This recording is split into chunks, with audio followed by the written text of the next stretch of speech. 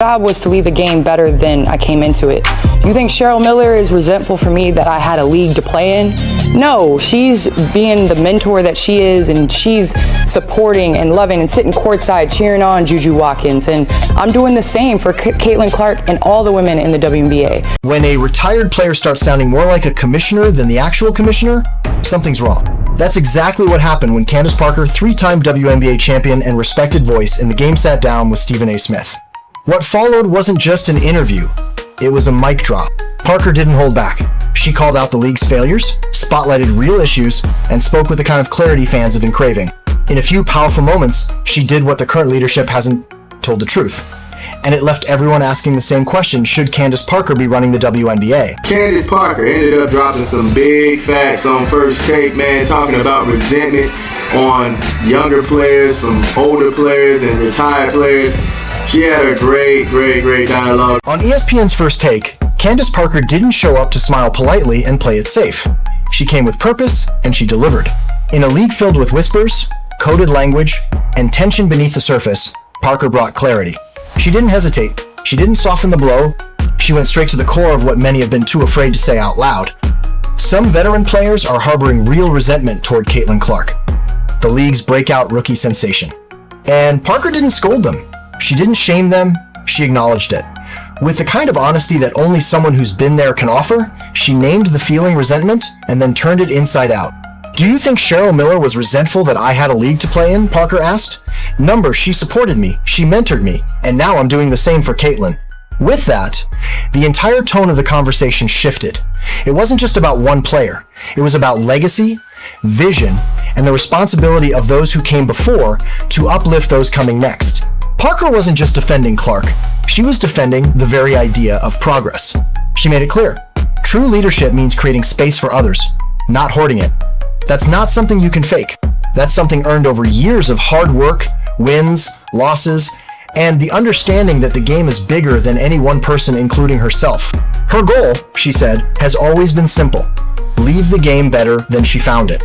And that mission doesn't end with retirement, it evolves into mentorship, into advocacy, into truth-telling. That moment wasn't just a quote, it was a statement of vision, a blueprint, a challenge. Because what Parker exposed wasn't just the resentment, it was the silence around it. The way league leadership has failed to acknowledge the growing tensions, the lack of structure to guide this next generation through the transition, and the absence of voices at the top who truly understand what it means to lead, not from a boardroom, but from lived experience. Parker's honesty didn't cause division, it revealed it. And in doing so, it created an opportunity, an invitation for the league to get real about what kind of culture it wants to build going forward. Because if the WNBA wants to grow, it can't just rely on rising stars. It has to make room for truth. And in that moment, Candace Parker gave the league exactly that, whether they were ready or not. I think conversation is super important. You know, I tuned in when Kevin Durant went back and played Russell Westbrook, and they bumped shoulders and everybody was tuned in. But I want to keep it within the lines of the game. And I think that's what's the most important. CIATLIN Clark is transforming women's basketball in real time. She's not just making waves, she's making history. Arena seats are filled. Merch sales are breaking records. Viewership is up across networks. And for the first time in decades, casual fans are tuning in just to see what she'll do next. But beneath that tidal wave of momentum, something deeper is stirring, something uncomfortable. Her rise is exposing cracks that were always there but easier to ignore when the spotlight wasn't this bright. Some longtime WNBA players are feeling it, not necessarily anger at Clark herself, but a sting, a sense of being left behind. After years of grinding with little attention, minimal resources, and no mainstream support, it's jarring to watch a rookie be crowned the face of the league. Understandably, some feel their hard-fought contributions are being forgotten, their legacy blurred in the glow of a new star. But Candace Parker didn't dodge that discomfort. She met it with honesty and insight. She didn't judge those feelings, she contextualized them. On First Take, she dropped one of the most important lines of the entire segment. Do you think Cheryl Miller was resentful I had a league to play in? Number, she supported me, she mentored me, and now I'm doing the same for CIATLIN. That wasn't just a clever comeback, it was a leadership lesson. Parker reminded the league, and everyone watching, that true greatness doesn't shrink when the next generation rises. It grows. Because progress doesn't erase what came before. It proves that all the struggle, all the pain, and all the sacrifice actually meant something. It led to this. Parker didn't just say Clark deserves support. She demonstrated what that support looks like. She reframed Clark's rise, not as a threat to the veterans, but as the fulfillment of their dreams. A new face carrying the torch they kept lit through years of silence and struggle. And real legends? They don't compete with the future. They build it. They embrace it. They protect it. That moment, that quote, it cut through the noise. It wasn't a defense of Clark. It was a defense of progress. And in delivering it, Parker did something the league has failed to do consistently. Acknowledge the past, celebrate the present, and guide the future. Because when one player's success feels like another's erasure, that's not just a rivalry, that's a leadership vacuum. That's when Parker took aim directly at the league's leadership. W has grown so much, and it's just been amazing to watch. When you put it on television, the numbers don't lie, and visibility matters. Being able to have slots on ABC and ESPN. I know a couple years ago was the first time that the NCAA tournament was put on ABC, and we saw what the viewership looked like. So just looking at the growth of the league, the style of play, now there's being expansion teams and all that stuff. So as a fan, as a lover of the WNBA, I'm excited where it's at. WNBA Commissioner Cathy Engelbert has been front and center, but not in the way a leader should be. While the league finds itself at a cultural turning point, with the spotlight hotter than ever, Engelbert has consistently found ways to dim the glow. When asked about Caitlin Clark's explosive impact, the kind of impact most commissioners would dream of, Engelbert didn't celebrate it. She didn't lean into the excitement. Instead, she shrugged it off with what many considered one of the most tone-deaf comments in recent league history. "No league is ever about one player," she said flatly, and then came the real gut punch. That player could get hurt. Just imagine it. The WNBA finally has a player generating national headlines, record-breaking merchandise sales, and a brand new wave of fans. And instead of embracing that moment, Engelbert instinctively douses it with fear and what-ifs. Rather than building momentum, she stalled it. Rather than leading, she deflected. And it didn't stop there.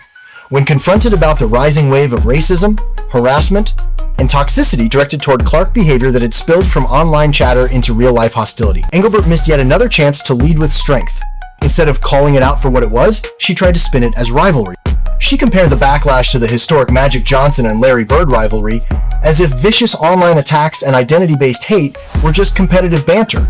Fans were stunned, players were disappointed, and critics saw it for what it was, a commissioner out of touch with the moment, out of sync with the players, and utterly unprepared to lead the WNBA into its next chapter.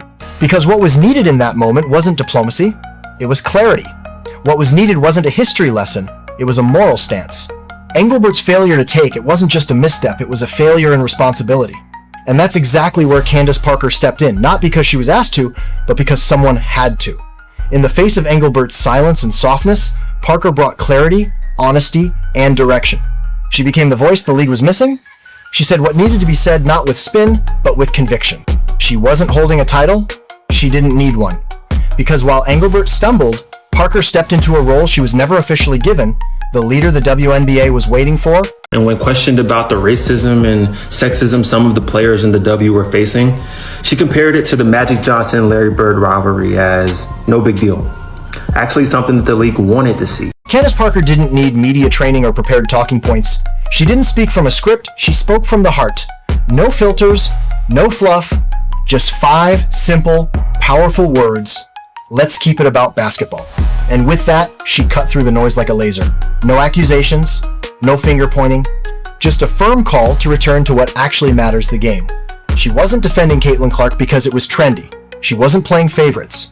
What Parker was doing was protecting the integrity of the sport. She was standing up for a principle bigger than any one player, the belief that basketball should be the main event, not the drama swirling around it. In those few words, Parker said what so many have been afraid to say, that the WNBA's growth shouldn't come at the cost of its soul, that rising stars like Clark deserve to be celebrated, not resented. That competition and legacy can coexist without turning into bitterness and division. She wasn't asking for Clark to be coddled, she was demanding fairness, demanding that the league give every player, young or old, a level playing field. She made it clear that elevating one player doesn't mean diminishing another. You can hold up the past and future at the same time. While Commissioner Cathy Engelbert stumbled through vague generalities and corporate speak, Parker did the opposite. She didn't deflect, she reflected. She owned the conversation. And more importantly, she used her platform to amplify Clark rather than overshadow her. That's the difference between leadership that's performative and leadership that's real.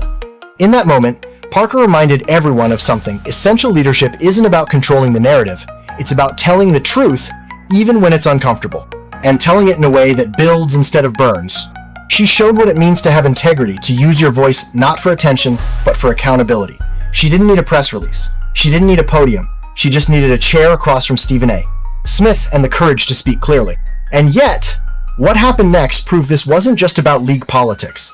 It wasn't just symbolic. It wasn't just commentary. It was deeply personal. A reminder that no matter how many awards you've won, no matter how long you've led by example, sometimes the league still doesn't give you your moment. That was the real turning point. Because what happened next didn't just raise eyebrows, it raised questions about what this league truly values. I'm like, Candace Parker, look, you shouldn't feel that way. The same way she brought up the idea of Cheryl Miller supporting her, that's how everybody should be. But it's more so of they want to paint the narrative that it's a white and black thing going on, and now that toxic energy is spilling over to people who don't even watch the games. So now they feel like they are a part of the league just because they know or feel like they know what's going on with the race thing. Like, cut it out, man. Candace Parker had just pressed send on her retirement post. 16 years, multiple championships, countless milestones. The weight of her journey from rookie sensation to respected veteran, all summed up in one final message to the world. Tears were still fresh. The moment was hers. Or at least, it should have been.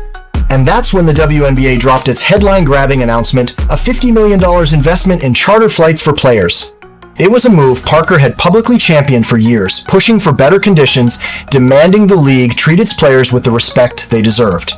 Now, it was finally happening. But the timing couldn't have felt more off. On paper, it was a win. A huge one. But in reality, it stung. The league had chosen that moment, her retirement day, to unveil a policy shift that should have included her, honored her, or at the very least, acknowledged her advocacy.